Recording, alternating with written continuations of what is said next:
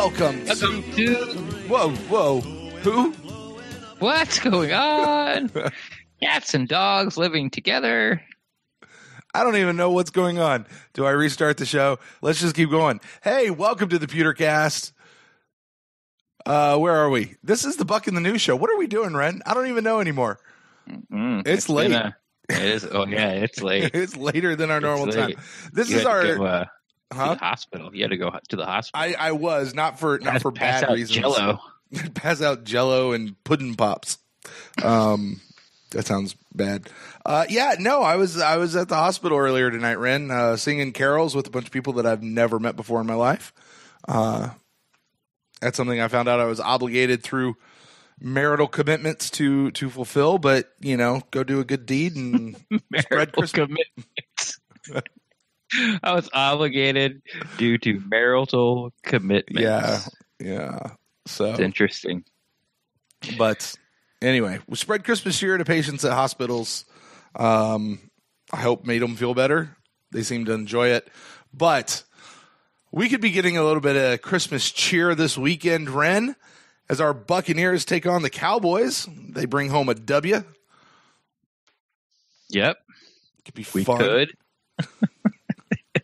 That'd be different. Let's try that. Let's try doing that. Right. Let's try having a Merry Christmas for once. Well, hey, Bucs fans, we are right here. Happy holidays, Merry Christmas. We're right here. This is the show right before all of that goes down.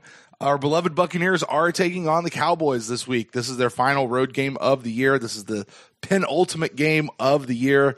And this is the show where we finally get to talk about all the stuff that has been going on with the Buccaneers really over the last week. And I am Brent Allen, your host. Joining me, you've already heard him, Ren Daxt. Ren, I've been at the hospital tonight. What have you been up to tonight? Waiting for you to get home from the hospital. Yeah. Not going across the Skyway Bridge. Yeah. I tried to. There's a discount mall south of the Bay Area. I tried to get there today. I've been trying to get there the past couple of days, but I was afraid because of all the rain and the high winds. And there was no rain today, so I'm like, okay, I'll go. And the bridge was closed because of the high winds. So you might fly off the bridge. So. Hey, it's happened before on that bridge, man. It's legit. Right. Yeah, you don't. They close the bridge, you close the bridge. It's a tall bridge, so yeah. I wasn't too upset. I just went to Walmart and walked around and went, yeah, there's nothing here I want. It sounds like every trip to Walmart. You probably still walked out with $100 worth of stuff too. You know what I did buy? Like, I bought a toilet seat. Oh, yeah. That's what everybody needs when they go to Walmart. I'm going to wrap that up.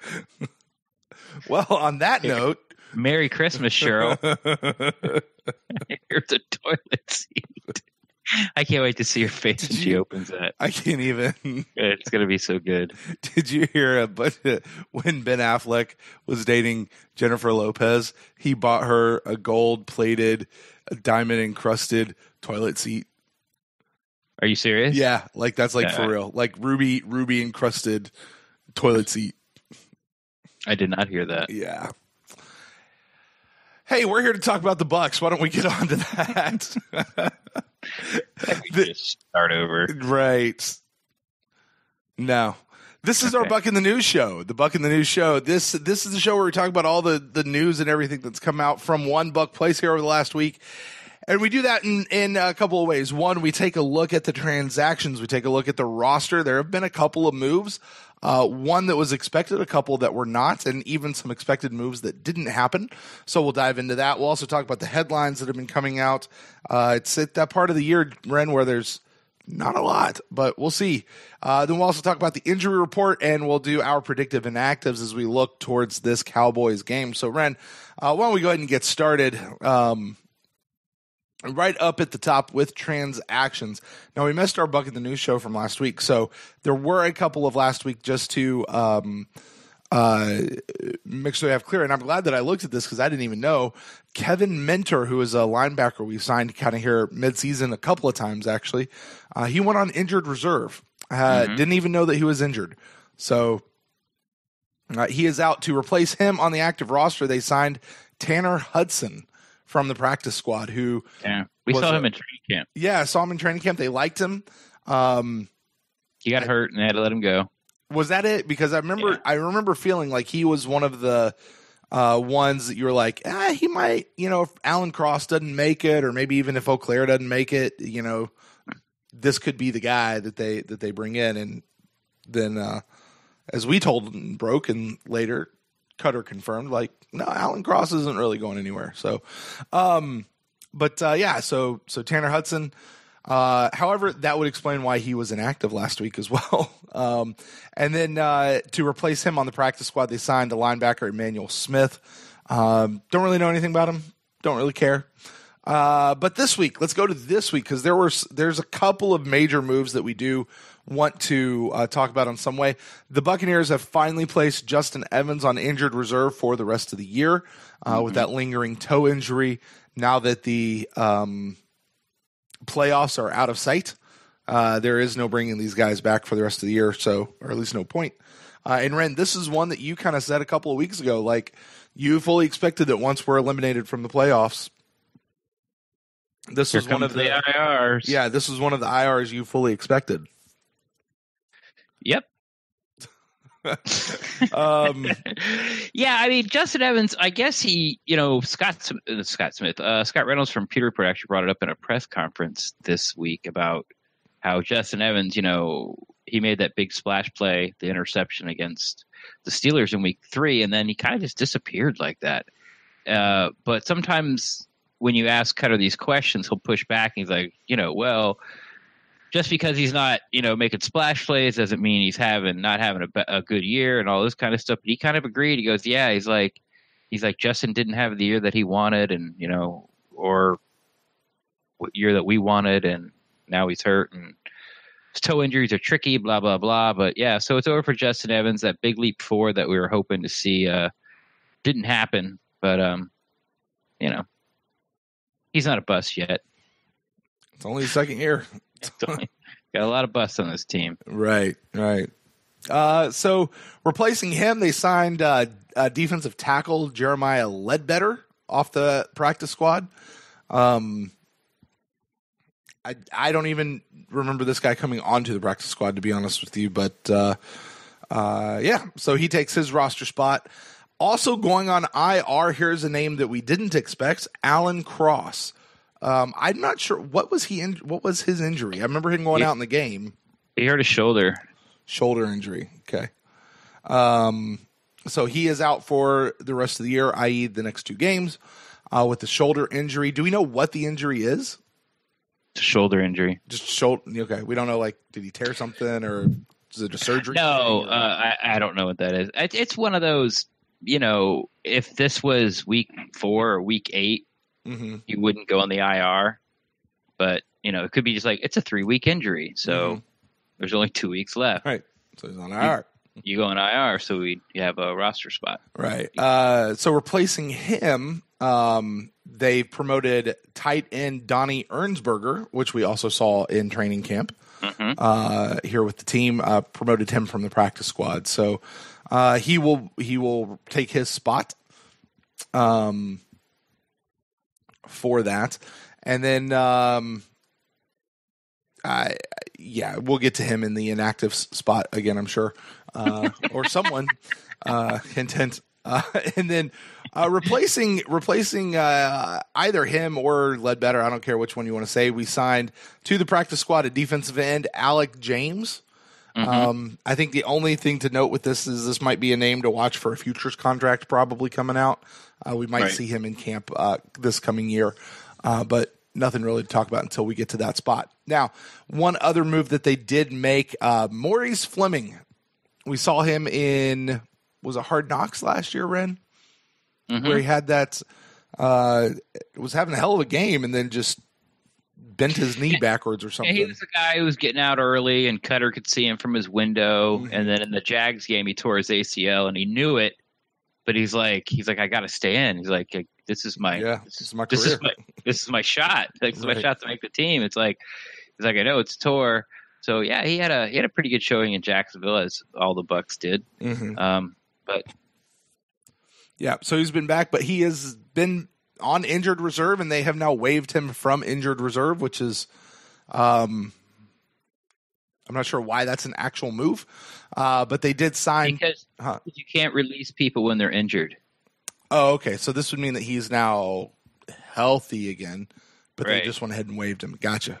Yeah, like last year, how Nick Folk was, still a Buccaneer, but he wasn't kicking for us anymore because he was injured, quote unquote. And then I'm gonna mess this name up. They did sign to the practice squad another defensive end, Farrington Huguenin. Again, nothing really to worry about until we get to training camp next year. So that's our transactions. The real big ones there obviously being Alan Cross going on IR, Justin Evans going on IR as we fully expected, and a couple of just practice squad guys. So, all right. Headlines, Ren? What do you say? Let's do it. All right, big headline coming out of this week. It's kind of old news at this point, but we haven't had a chance to discuss it yet, so let's go ahead and do that. Pro Bowl voting came out. They released the Pro Bowl. No Buccaneers make the Pro Bowl this year, Ren. I'm shocked. Shocked?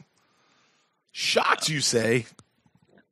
I'm not shocked. I'm a little shocked. Like, I thought Mike Evans would have made it, but then when you saw the stats of everyone else that made the Pro Bowl at wide receiver, you can understand it.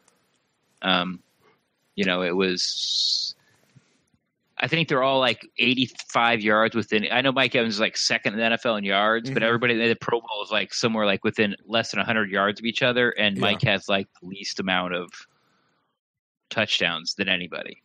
And he's on a team that's, not 5-9. Well. Yeah, for a couple years in a row. Yeah. So it wasn't too much of a shock. It was. I was a bit surprised about Gerald McCoy. Not that his year sort of wasn't good enough, but it just seems like it was the same year he's always had. Right. So why did he make it these past few years, but not this year? Right. Exactly. Yeah. But so that was, I guess, interesting. I don't know. Something I guess to sort of think about. But yeah, in JPP, just because he's got 10 sacks, which is great for us, and you stack him up against the other defensive linemen in the NFC, it's once again it's kind of like, oh, okay, I see why he didn't make it. He was like fifth in sacks, and then now he's out of the top 10. And, he's playing some good ball for us in run support too and setting the edge. But once again, when you play for a team that's 5-9, you don't, unless you're blowing people away, you still make it. Yeah. So it's not really surprising, I guess. Yeah, that was, I know a lot of people are like, oh, JPP got snubbed. He got snubbed. It's like, I don't think that he got snubbed. He's had a good year for us. And what's he at right now? About 13 sacks, somewhere around there? Oh, I don't know. He's slightly over 10, which means he's doing good. He's having a great year, but he's not, is he the top 4 in the league right now on the NFC? Yeah, people are just having better years. Yeah. It's yes, he is by far our best defensive end on this team and has been, and is the best defensive end we've had in a while.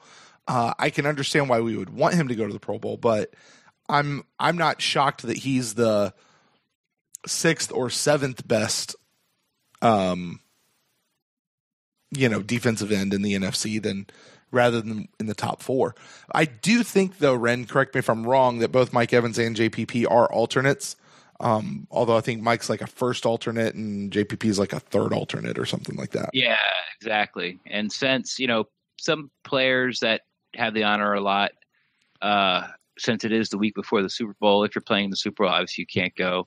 In Hawaii, people would sort of back out of it. And it's like, oh my God, it's going to cost me $80,000 to get all my family there and all this other things. But now it's in Orlando. People don't back out as much because it's an inexpensive trip and Disney's right there. And a lot of these people have families, so you can like, well, we'll just make a whole Disney trip out of it. So not as many people back out. So I do expect Mike Evans, if he wants to go, a spot's probably going to open up for him because, like I said, a lot of the players are just like, this is like my 9th Pro Bowl. It's, I've done it. I'd rather just sort of have the right. It's a game. Well, I mean, off type. Well, I mean, let's look at that, because looking at the wide receivers representing the NFC, there's only one, maybe two that might actually. It's Julio Jones is in with the Falcons. I think he's already out and he's been replaced by Devontae Adams with the Packers. There's Adam Thielen. Yeah. I thought we said Mike Evans was first alternate. Well, I guess Devontae Adams is in there. I'm just reading from NFL.com right now. All right. Is what it says. Adam Thielen with the Vikings. Are the Vikings going to do anything in the playoffs? No, and he'll go because he's never been. Okay. Larry Fitzgerald with the Cardinals. Cardinals aren't going to the playoffs. He might skip it. Right. So he might skip it. And then Michael Thomas with the Saints. He might be. He might be playing. So, I think legitimately Michael Thomas probably stands a real good chance. Larry Fitzgerald, who knows one way or the other. So he may or may not. That spot may or may not actually open up. So. I don't know. We'll see. But so much for Pro Bowl. But with that, you mentioned Gerald McCoy. His 6 Pro Bowl streak comes to an end this year. Mm-hmm. Speaking of Gerald McCoy, there was an article that came out today. Pewter Report, Scott Reynolds, the Fab Five, where he had a big interview with Gerald McCoy. And Gerald McCoy is very aware of the idea that he could be playing in his last couple of games as a Buccaneer. Yeah, he is. He gets it. He understands that he's 30. I mean, he missed the Pro Bowl. He's he's not a captain this year, mm-hmm. which is, something else. I guess a streak came to an end. And he has no dead money against the cap if the Bucs decide to move on from him. Mm-hmm. He's on the north side of 30, and he's making something like $13 million a year. So it's not, crazy to think that Gerald McCoy might be moving on. Mm-hmm. Gerald McCoy was always he was always a disruptor. So, you'd get like the 7 sacks and like the 33 tackles, and you look at that and you're like, $13 million a year. But, it's his job to eat up blocks and mm-hmm. get penetration and mess up the run game and get the quarterback off his mark type of deal. He was more of a good things happen because what I do. Yeah. I don't really, it doesn't not necessarily, I guess, in the limelight, or I don't really know how to say it. And he was saying that to Scott. He's like, look, in the defense that they play, in the scheme that they play, it's not designed for him to get all the stats. Right. It's designed for him to do exactly what you just said, and other people get all the stats. And so for him, he was always happy when Levante or Quan or somebody like that would go in and have a big, huge day. And that happens because Gerald McCoy is doing his job. Now, that, of course, makes Gerald McCoy not look like he's not doing much because he doesn't hit the stat line very well. Now, there's other people who would still criticize him regardless of that. Well, especially since your nose tackle just got like 9 tackles. Right. Next, and this is going to take a turn for the South on the McCoy bashing. Mm-hmm. You read the article, right? It was very long. Did you read the McCoy part? Yeah. I read like the first half of it and then skimmed the rest of it. Okay. In there, did you see that the people's names that he mentioned? McCoy, like, I do my job, which helps JPP do his job. He mentioned that like twice. I did not notice that. Yeah, and I'm like, are you like trying to say that JPP's having a good year because of you? Like, is this what's going on? That whole you're making others around you better. Yes, exactly. I'm like, but the guy's going to be in the Ring of Honor. He's a really is he though? You think he's going to be in the Ring of Honor? Yeah, I think he's a slam dunk Ring of Honor. I mean, I know I think it was Ira's last pod. Ira said that, and Steve Isbitz was like, I think you're out of your mind. Like, you're absolutely crazy. You don't think Gerald McCoy is going into the Ring of Honor at Tampa Stadium? Like, it's unfathomable to me to think that he's not. It really is. I'm not trying to be funny or make a joke. I'll say this. He's the only person that we've had on our team for the last 10 years.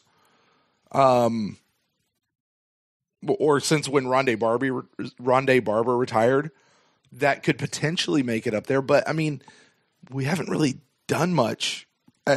Like I could see him being up there. I'm not saying he's not going to. I just don't know that it's a slam dunk, though. He's a 6 times Pro Bowler. It's possible. I mean, listen, if the Glazers get to a spot where they're having trouble coming up with the name of somebody, I just don't understand why. I don't understand why people are like. I can't understand why people don't understand it's a slam dunk. Like, he's been the face of the franchise for a decade, and he's made the Pro Bowl 6 times, and he's really good. Like, what more do you want? Just because they didn't go to the playoffs, like that's why he's not going to the Ring of Honor? I don't know what litmus test they use for well, I'm asking you. Why are you hesitant to put him in the Ring of Honor? Well, no. It's not that I'm hesitant to put him in the Ring of Honor. It's, do I think that they're going to put him in the Ring of Honor? Would I put Gerald McCoy in the Ring of Honor? If you're asking me that, probably. Okay. Probably. Yeah. Why? I don't get it. I do not get it. But to be fair, I've not really given it a ton of thought, outside of. But it should be automatic. It's kind of like the old argument about how do you, get people in the Hall of Fame. If it's not, is this guy a Hall of Famer? If you don't immediately say yes, then the answer is no.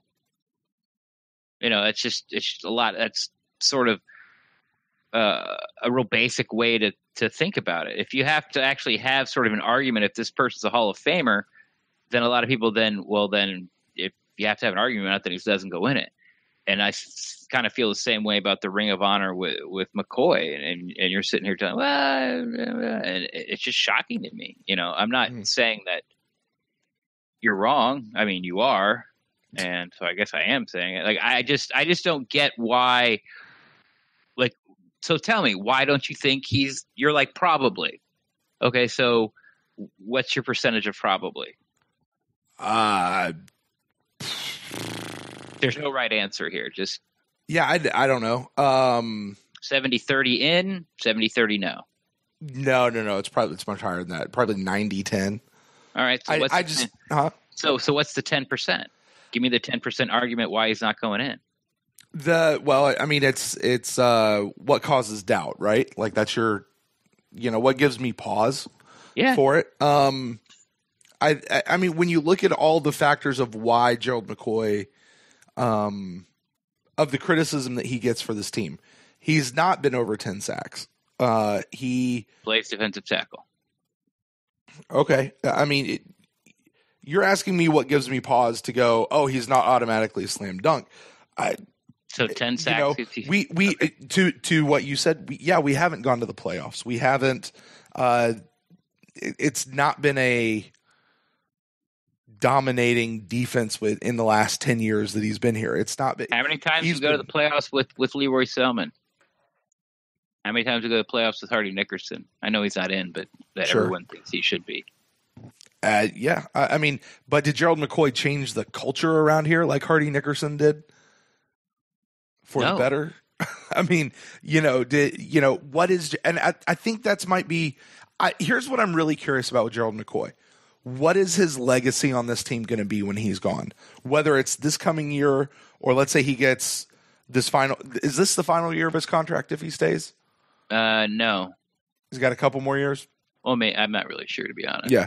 So, I mean, but let's say he plays out his full contract and he's still around for another season or two, maybe 3.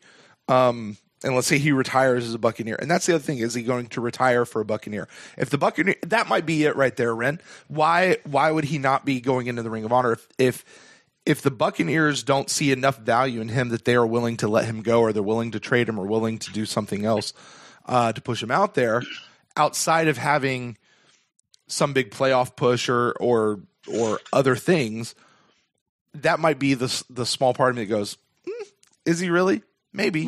It's possible. One, first off, it hasn't happened. Like, he's still a Buccaneer, and he still might be a Buccaneer next year. Sure. And they let go Sapp, Brooks, and Lynch. Right, after they won a Super Bowl. And Allstott. And work done. And they fired Tony Dungy. And they fired John Gruden. I mean, it's like Tony Dungy went on to win a Super Bowl with another team. Yeah. Listen. It's you asked me what gave me pause. I'm not making an argument, and if you're asking me to build an argument for why he wouldn't be in there, I can't do that for you, man. I don't know. Well, then, if you can't, but I can't sit here and say, yeah, he's a slam dunk in. Well, then why not? That's what I'm saying. I'm like, if he's not a slam dunk in, why isn't he slam dunk in? And you're telling me you can't build an argument. Well, then I'm not trying to build an argument for why he's not in. You need to build an argument for me why he is a slam dunk in. I can't give you an argument for why I have a little bit of doubt. You erase all the doubt in my mind. Go for it. Okay. He's was a top 10 draft pick that actually panned out. He got a second contract. He's been the face of the franchise for a decade. He's gone to the Pro Bowl 6 times. I think he would have went more if he didn't get injured his first 2 years here. And yeah, he's a Buck, man. Like, he's been the best player on the team for almost a decade. Cool. I mean, he's, when you think of the Tampa Bay Buccaneers in your head right now, I always think of Gerald McCoy. And then I think of like Mike Evans and Jameis Winston at the same time. And then after that, it's like, I don't know. Like, who's it after that? Maybe Levante David? Cam Brate? Yeah, Cam. He's up on the side of the stadium. Humphreys. It's Humphreys. Humphreys, right. Some people might go to Quan, no, I guess, but it's those Alley. three. Yeah, maybe Alley. Yeah. But really, it's those three. It's McCoy, Garrison Sanborn. Yeah, we got to sign him. He's unrestricted. Bring him back. Can't let that guy go. Yeah, never missed a snap in his life. I don't understand that. That's why, I wanted you to sort of build an argument against it. Because when Ira was like, yeah, he's going to go in the hall. He's going to be in the Ring of Honor someday. And Isbitz is like, what? No, what? No. What are you talking about? Like, he's not a slam dunk. You're crazy. But then he didn't build an argument on why he doesn't think so. So I just, it was really the first time I've heard that. And it was he was so adamant that he thought Ira was crazy that. And then you said it. I'm like, okay. But see, here's the difference between me and Nisbets. I'm not adamant that Ira's crazy, right? I'm just curious in the back. I don't know. I don't know. And you're the only other person that I've heard say that there's the possibility he won't go in. Okay. Yeah. So. All right. All right. I can name a few other people that'll tell you it's a possibility he won't go in. Who? But they're much bigger detractors of him than I am. One, Ian Beckles. Other podcasters. Ian Beckles, for one, would tell you. Ian Beckles has. Ian Beckles, who is also. I think you're guessing. I think you're guessing. I think Ian Beckles would say, I don't think he belongs in there, but he will get in. But he'll go. Fair enough. What were you talking about? Gerald McCoy playing his last games as a Buck. Oh, yeah, and how he hinted that he's the reason JPP is doing so well? Yeah. That's the reason he won't get in. Crap like that. Freaking crap like that. Right. But no, it was a nice sort of maybe farewell swan song about Gerald. But, if you followed the team long enough, everything you've said you've heard like 1,000 times. Sure. It's the same, I'm a soldier. I'm doing what I'm supposed to do. I help people out. That's what I'm all about. Team player. And it's like, okay, I'm a team player. Look at JPP. I'm a team player. Look at Vita the past couple of weeks. Like, That's kind of what I got out of it. And maybe I'm being cynical, and maybe I read the article before I had my morning cup of coffee, but I was just kind of like raising an eyebrow going, oh, wow, he said it twice. Interesting. But anyway. Yeah. So, So how would you feel if what? McCoy doesn't, if Sunday's game or next Sunday's game is his last game? Well, I think it depends on the circumstance in which he's leaving the team. If they just straight up cut him, right? Save the salary cap space, and they just cut him, let him walk. The funny thing is, any money. Do what? Funny thing is, I don't think he's going anywhere. That's possible. I don't know. Everything is so up in the air with this team right now to me. Like, I just, I don't even care what you guys do anymore. No, I care. It's just put somebody in there so we can actually start doing something. But, what was I saying? How would I feel about Gerald? I think it depends. Like, if Gerald just walks and he goes to another team, versus like if they do like a JPP type thing where he gets traded and we get something back for him, and then it would depend on what we got back for him. If he got traded and all they got was like a 5th or a 6th round pick, I would have much rather kept him at that point. If they try to offer him, they look at him and say, listen, we just have to restructure your deal. And Gerald refuses to restructure his deal, which I would understand why he would. And then they let him walk. That's a different deal.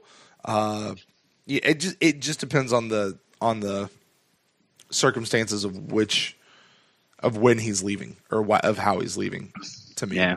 I mean, Gerald's one of those guys. I would rather have him on our team than not have him on our team. Just quit going to him for interviews. Yeah. I think we said this at the beginning of this year. It's just like I'm just ready not to hear Gerald McCoy, but it's not his fault, right?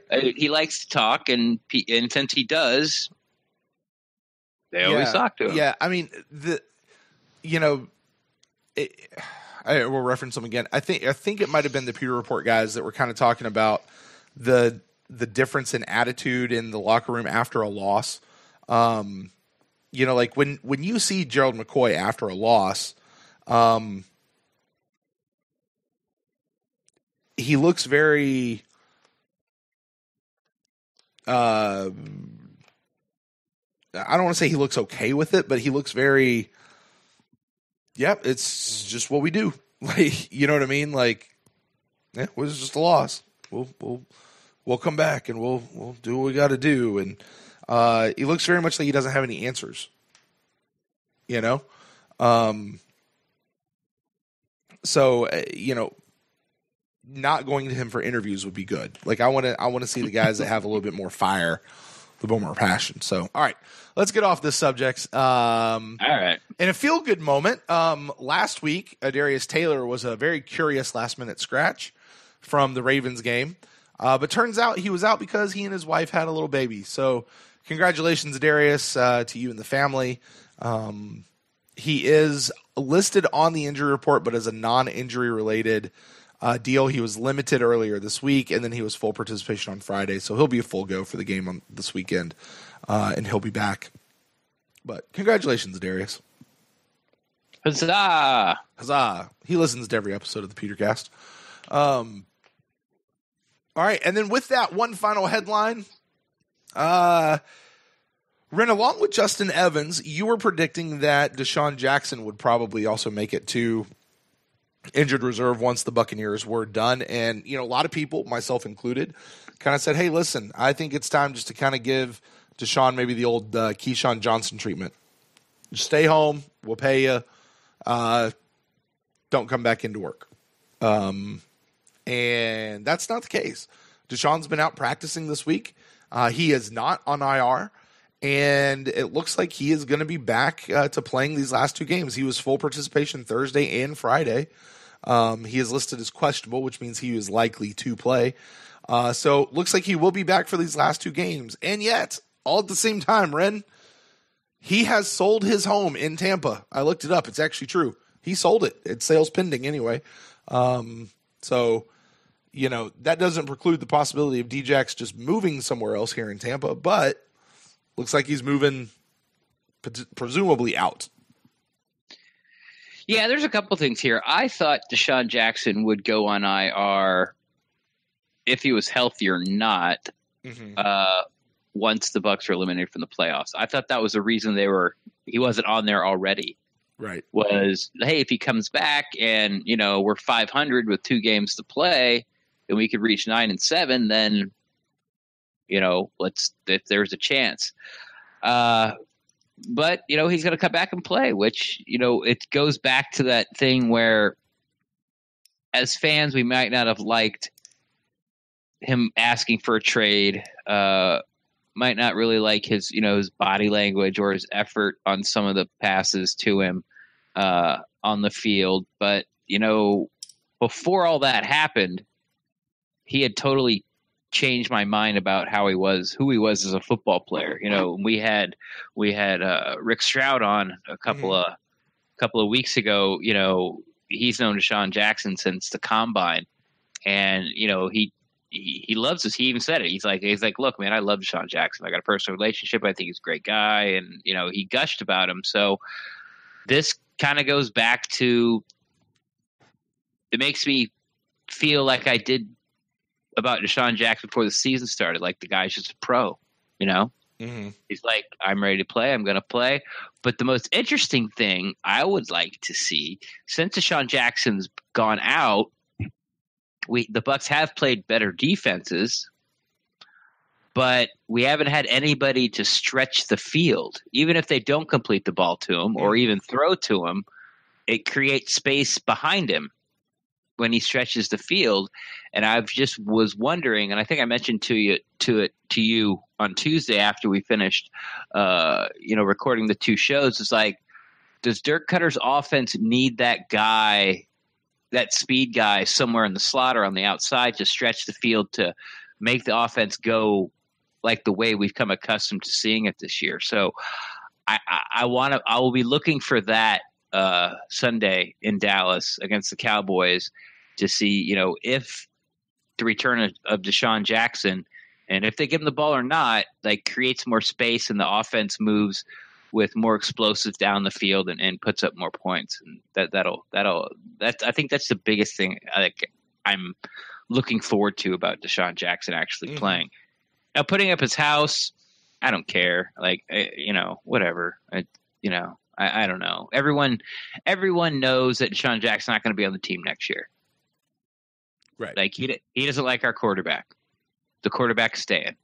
Right. We don't owe him any money. That's it. Okay, didn't work out.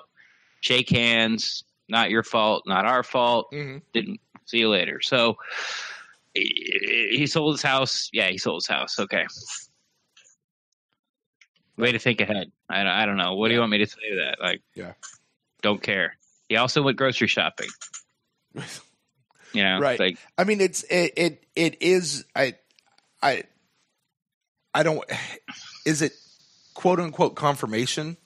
It's very strong credence to the idea that he's not going to be here, next year.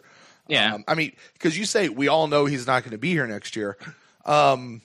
He still could potentially come back, but I mean, that's like saying, yeah, the Bucs could potentially still make the playoffs prior to the Ravens game. Yeah. You know what I mean? Like, he still could come back, but I mean, probably won't, but he might. It's like saying right now, Dirk Cutter still could come back as the head coach next year. Probably won't, but I mean, has anyone checked to see if Dirk's got his home up for sale yet or not? Oh, God. But anyway, but Desean, the bigger news is Desean is back to foreseeably play these last 2 games, and I am with you, Ren. I'm very interested to see. We saw what this offense looked like with Desean Jackson on the field. We've had a couple of games sample of what it looks like without him, and it's not as explosive. And it'll be interesting to see what happens in these last couple of games with him back to see if the explosiveness returns. And even if they're not completing stuff to Desean, if just having the threat there really makes that much of a difference. Yeah, so that's the interesting thing to me. Yeah, because I would put Dallas's defense like not as good as Baltimore's, but they're every bit as good as the Saints and every bit as good as the Panthers defense. So if and of course if the Bucs come out and score like 31 points, that doesn't make my theory correct. I'm going to say it does, but it doesn't. There's a whole myriad of things of why it happens, and there's a whole myriad of reasons if they go out and score 16 points. So, but like I said, that's the most thing I'm excited about. But if they score 31 this game and they score, let's say, 35 in the next game, it gives a little bit of extra credence, right, to that. So it'll certainly be interesting. Come on, Bobo. There you go. Well, speaking of Bobo, the question is will Bobo play? But before we get to there, taking a look at the injury report as we look here towards this Cowboys game. Now, usually we start with Dallas, but let me go ahead and just get Tampa Bay out of the way. Desean Jackson is listed as questionable. We already talked about that. He has been full participation for the last 2 days. He will play. DeMar Dotson. Go ahead. Sorry, Cutter said he was good. He's active. Yeah. Cutter said practice. DeMar Dotson, Gerald McCoy, JPP, all guys that have perennially been on the injury report for the last 3 months, it seems like. They're all full participation, and they will play as well. Adarius Taylor is back. He will play. So outside of the guys that we have put on IR, Buccaneers team is pretty healthy across the board. All right, let's take a look at Dallas. Out for Dallas, David Irving and Jeff Swim, defensive lineman and a tight end. Are either of these guys anything for the Cowboys? Yeah, they are. They're both starter. I don't know if Swain's a starter or not, but of the few games I've seen Dallas, he gets the ball. Not a lot, he's not. I don't think he's really somebody you want on your fantasy team, but he's not Anthony Auclair or Edinburgh or the guy that they moved up to. He plays. And Urban, yeah, he's a really good. I feel like I want to say he made the Pro Bowl. Oh yeah, I'm not sure. So those two guys are out. We won't have to worry about them. Now, guys that are listed as questionable: Tavon Austin, Anthony Brown, Sean Lee, and Zach Martin, all listed as questionable. The only one that looks like he may not play might be Anthony Brown, who has downgraded over the course of the week. He is a cornerback. He was full participation earlier this week, went limited, and then did not participate at all on Friday. So out of the four, he is probably the most likely to not play. But, of course, to me, the big names that pop up on there are Tavon Austin and Sean Lee for those guys. So, and then we had Cole Beasley on the injury report, but he's full participation. Tyron Smith, also full participation. So it looks like the Dallas Cowboys will be pretty healthy walking into this game as well. So we should get them pretty full strength.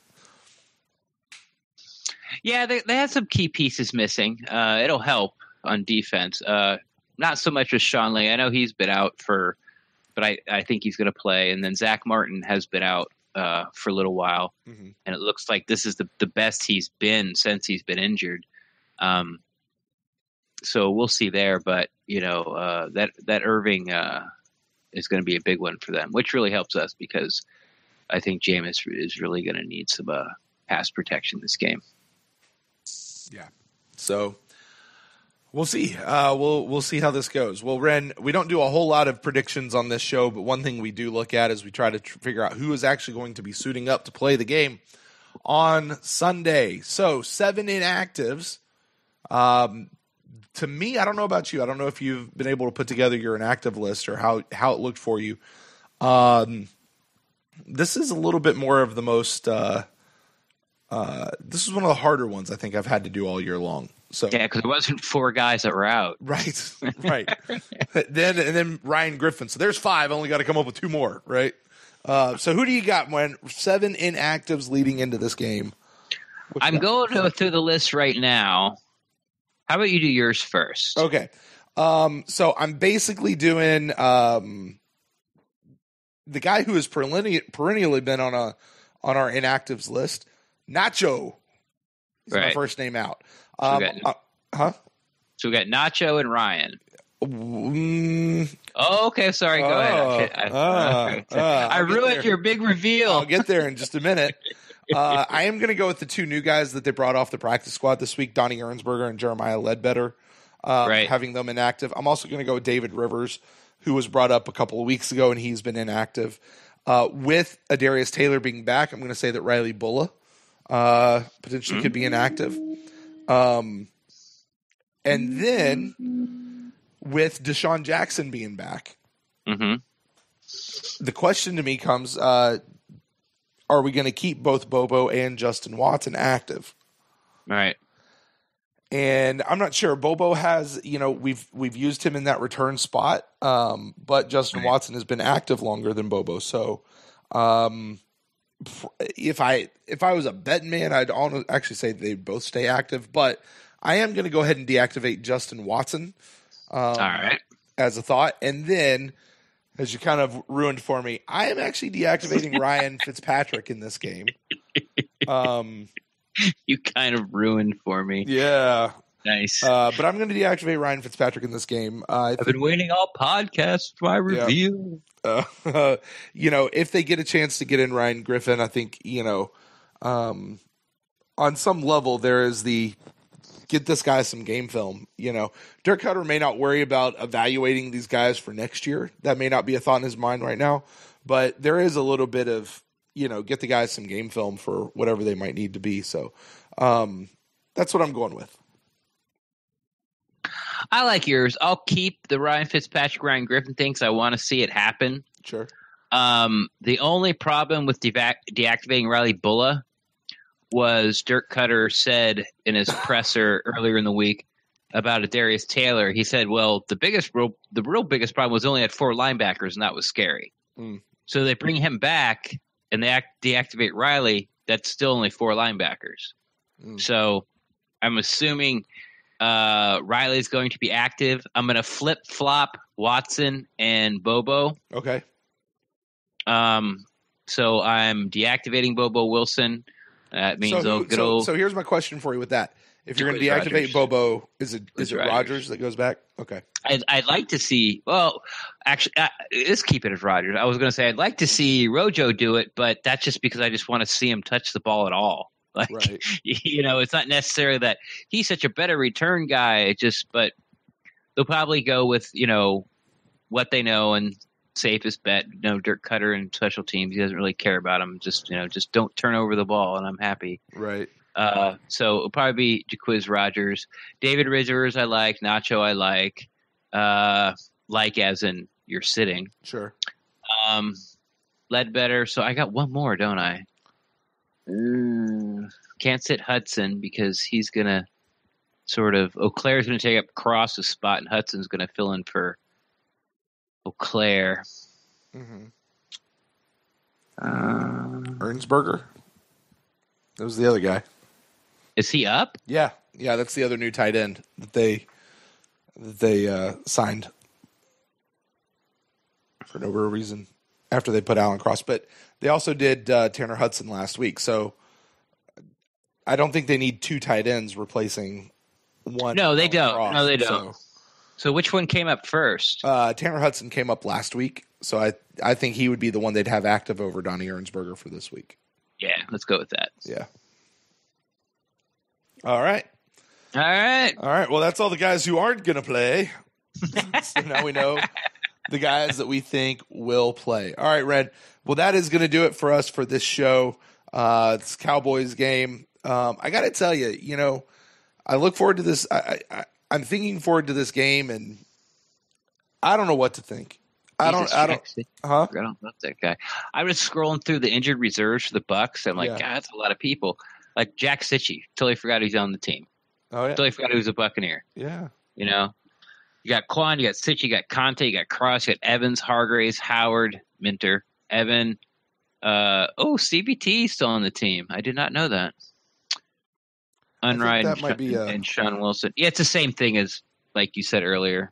They're just waiting for him to get healthy. There's also a guy on here, Sergio Bailey. They're just waiting for him to get healthy before they can cut him. Mm-hmm. Yeah, and then Beckwith, of course. Man, it's a lot of starters. Yeah. Anyway, sorry, what you're saying? Yeah. So, anyway, that's really our thing. No, I was just saying, like, I was trying to think forward to this game. I don't know what to think. I don't know what to expect in this game. Right. Yeah, I know I want to see the Bucs win because I always cheer for the Bucs to win, but I just, I don't know. You just know what to expect. Yeah. I have no clue. Anything could happen. Yeah.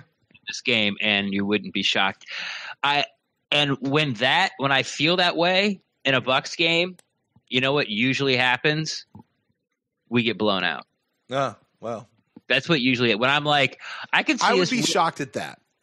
If we got blown out, I would be shocked about that. If we get blown out, Dirk Cutter's getting fired before he gets to the podium. You think so? No, but no way. I don't think so. But he will be. So rumor has it he might have already been fired, or they might have already informed him. Right. So, and that's who we need it. And unfortunately, next week's Christmas. Like that's who we need to talk to. We need to talk to Rock Riley because he's the guy who sort of broke that story about the Bucs are looking for a president of football operations, and then that guy's going to judge. Like Cutter's fired. We're looking for a football of operations, and that guy's going to judge if Jason Light is fired or not. So, he's the one who sort of got the insider information on that. We need to get him on here and hear that story and find out how he found out and all that good stuff. But what do you think about Dot saying that I'm playing for myself type of thing? I think he's a 33-year-old guy who understands the math of how things work and has kind of always spoken his mind with stuff like that whenever people come to ask him those questions. But he never does anything about it. He kind of reminds me of the Gerald McCoy of the offense. Like, been there a long time, never won anything, but is always talking. Yeah, because he'll talk to anybody who goes in, wants to talk to him. But he's like, I guess he's the opposite of McCoy because he's always talking junk. It's always like I remember last year when he was saying poor Donovan Smith's got that guy rotating next to him. Like I would hate that. Yeah. And then here we are a year later and they're doing it and he's not saying anything. Or maybe, he's not, there's nothing he's doing about it. It's like you just said that. And I mean, I don't know. Because here's the thing with with DeMar that this is the way it strikes me is DeMar comes in, he does his job. He puts his head down. He doesn't say anything. He just does his job. And if somebody comes and asks him what he thinks, he'll tell you what he thinks. But he's not going to go out and say, hey, coach, I don't want to do this. Or say, hey, if they want him to go and do this, he'll just go do it. And, he doesn't worry about what's going on the rest of that way. But if people go ask him and I think that's what makes him a good interview. I think that's why the media guys love talking to him is because, and they do love talking to him because they talk to him quite a bit. And he gives them a lot of those. He gives a lot of those interviews, right? Yeah, I was saying, he sort of reminds me of the Gerald McCoy of I don't know. It just I don't know. I mean, I know the media guys like him, so they sort of tread lightly around him. Like DeMar Dobson's never done anything wrong ever. Like because he talks to them all the time. It's one of those things where you don't want to say sort of a harsh word about someone who talks to you whenever you need someone to talk to you, and as candid as he is. But I've just always kind of seen him as like, and I could be totally wrong about this, but the guy that does the least amount possible to get the job done. You know what I mean? Mm-hmm. Like you say, he just shows up and he goes home. Like he's not interested in being a leader. And by least amount, you don't mean he doesn't work hard or he doesn't perform to his top ability. You just mean he doesn't do all the extra stuff. Yeah, if this is your exercise regimen, he's going to do that. And he's not going to go. Oh, I can do 5 more of these. Or hey, this cardio workout's pretty easy for me now. We should up it. He's just going to do whatever's on the piece of paper and go home. Mm-hmm. You know? So I don't know. I just but he still has thoughts. And if you ask him, he'll tell you. He still has thought. Yeah. He still has thought. I don't know. It's just that whole thing about, I'm playing for me and, not dirt coach. I can understand that if you wanted to say that. But, but I'm playing for me instead of I'm playing for the guys around me or playing for my team. That just sort of rubbed me the wrong way. But a lot of stuff he says rubs me the wrong way, but everyone just kind of just lets it slide by. Yeah. And I can understand that because, whatever. The theme this season has been play for the guy next to you, especially in the back half of the season, right? That's what we keep hearing from the guys. You play for the guy next to you, you play for the guy next to you, you play for the guy next to you. He's like, I ain't worried about nobody else's job. I'm just trying to secure my job.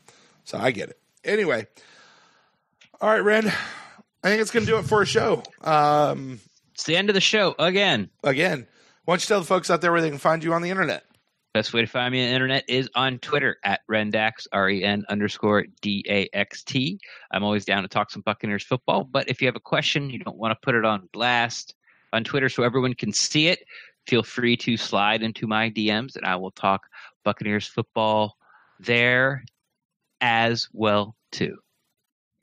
If you guys want to get a hold of me, you can find me at Brent Allen Live across all the social medias, and you can find the show at The Pewtercast on Twitter and on Facebook. Shoot us an email to thepewtercast@gmail.com. Let us know what you think about DeMar Dotson, Gerald McCoy, or any of the guys we've talked about on today's show. Coming up after the game on Sunday night at 10 o'clock, we will have the Instant Cast. We'll be talking about the game. We'll be taking phone calls. We'll be going live on YouTube and on Mixer, so you want to make sure you join us for that. Ren, that's going to wrap us up for this week. The only thing left really is to play the game on Sunday, 1 o'clock against the Cowboys. The Buccaneers are away. And I guess until then, until we talk to everybody, you guys have a great weekend. And go Bucs.